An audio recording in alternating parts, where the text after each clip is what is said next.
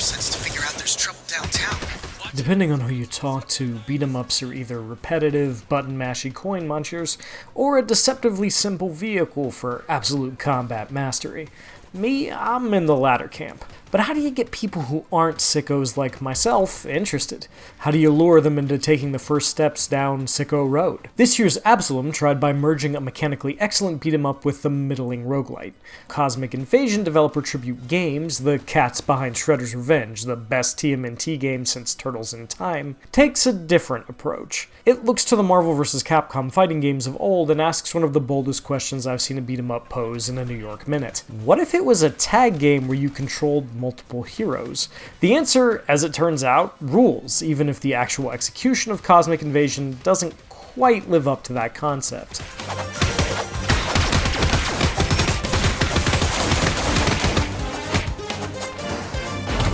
I'll be real with y'all. I'm not a Marvel guy. My dad's into comics and he got me into them, but DC was always his bag. He owns every Wonder Woman comic ever published, and no, that's not an exaggeration.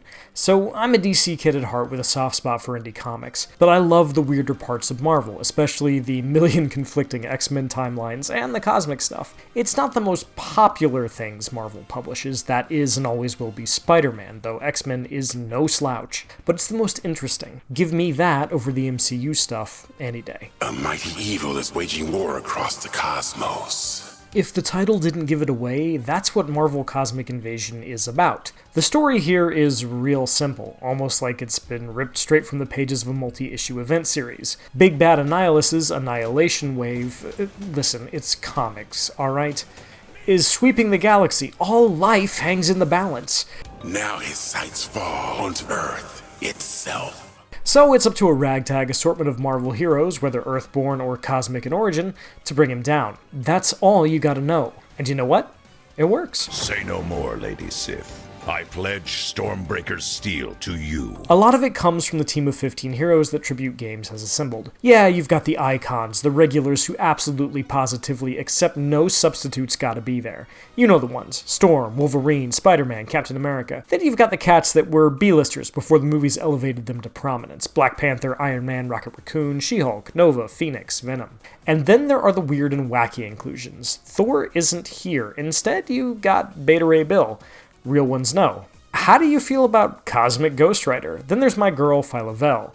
Oh, and because this is Cosmic Marvel, the Silver Surfer is also here, and he is caked up. I mean, seriously, look at that thing. To the Silver Surfer degenerate at Tribute Games, I see you. And I appreciate you. I sense gatherings of the power cosmic here. But the reality is, everyone here looks stunning, because the pixel art sprite work is absolutely gorgeous. Whether it's Phyla-Vell's hair blowing gently in the wind, how Wolverine always looks like a coiled spring, or the subtle transformations that sometimes reveal Eddie Brock beneath the symbiote as Venom, Cosmic Invasion captures the essence of these characters, right down to their voices. Go ahead and tell me that doesn't sound exactly like the way Wolverine or Storm or Iron Man sound in your head. Don't worry, Chuck. I got my can openers right here. True believers, the vibe is immaculate. We've sworn to protect the innocent. Annihilus's brains will make a most tasty treat. Structurally, Cosmic Invasion is a pretty standard beat-em-up. Not counting the tutorial, there are 15 stages, including old Marvel standbys like New York City, Wakanda, the Savage Land, and Genosha, as well as more exotic environs like Fort Galactus, each with a fun little sub-description.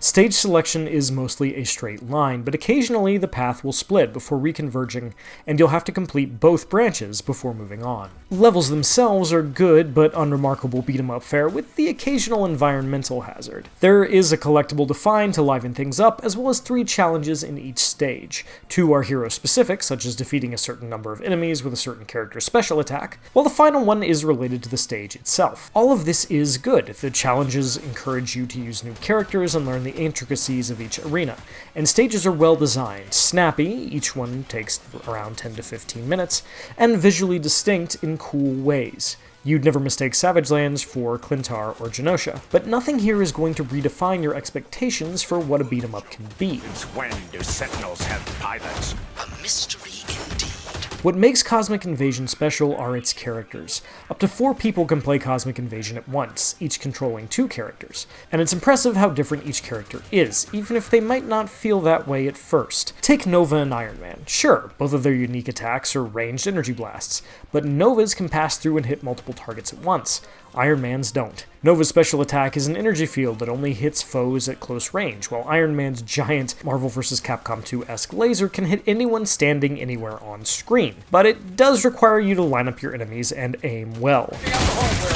Meanwhile, Rocket is a ranged powerhouse, but his charged attack does massive damage, while Phyla-Vell's, who is more melee focused, can stun. And no one else has anything like her sword, which she can throw and then teleport to in order to start combos, and then keep them going across the screen. Beta Ray Bill and Cap can both throw their weapons too, but Cap's shield returns to him automatically. Bill's will spin in place, potentially juggling anyone unlucky enough to come into contact with it until you manually call it back. Even She-Hulk and Wolverine, both up-close and personal bruisers, play differently. Logan is faster and all about chaining long stabby-stab combos together, while Jen is a powerhouse, who focuses on short combos that launch her victims into the air for potential follow-ups. They both have grabs, but they operate in very different ways. Some characters have dodges, while others can block and parry if they time things right, opening up more defensive options. Characters that can fly have a much easier time dealing with winged foes than those who don't, and it's easier for them to avoid stampedes. Everyone is a little different, and that can have a massive impact on how they play.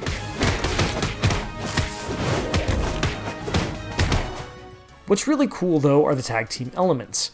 You only actively control one character at a time, and you can summon your tag partner for various assists to keep laying on the hurt, opening up cool new offensive possibilities.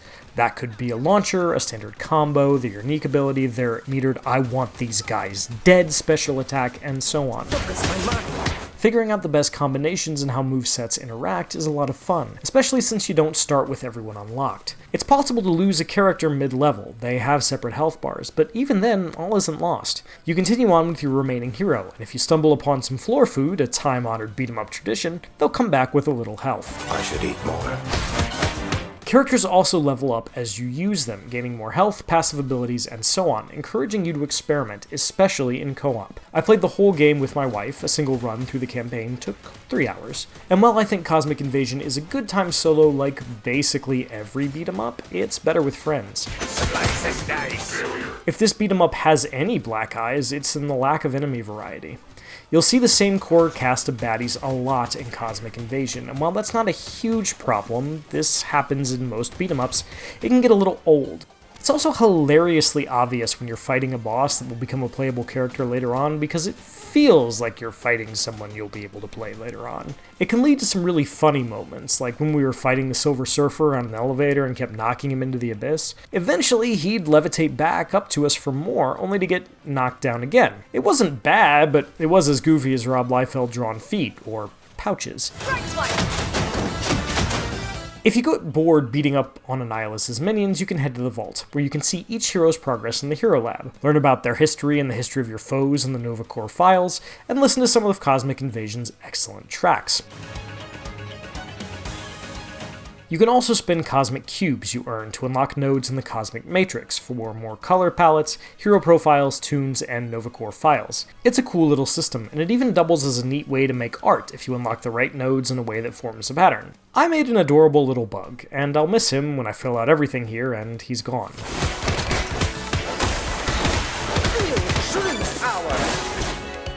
The stages themselves aren't going to blow you away, and I wish there was a more varied rogues gallery to smack down, but Marvel Cosmic Invasion's tag team action has the juice, and it's a joy to dig into each character's kit, especially in co-op. I don't think it's a great beat-em-up, but it is a very good one that I'm looking forward to playing again in the years to come, and it highlights some of the more obscure and fun parts of Marvel's history. If you're not already into the genre, I doubt Cosmic Invasion will change your mind, but it's good enough to get my Avengers assembled on a lazy Sunday, kick back, and pop some baddies in the mouth. For more, check out our reviews of Dispatch and Marvel's Deadpool VR. And for everything else in superheroes, gaming, and superhero gaming, keep it here at IGN.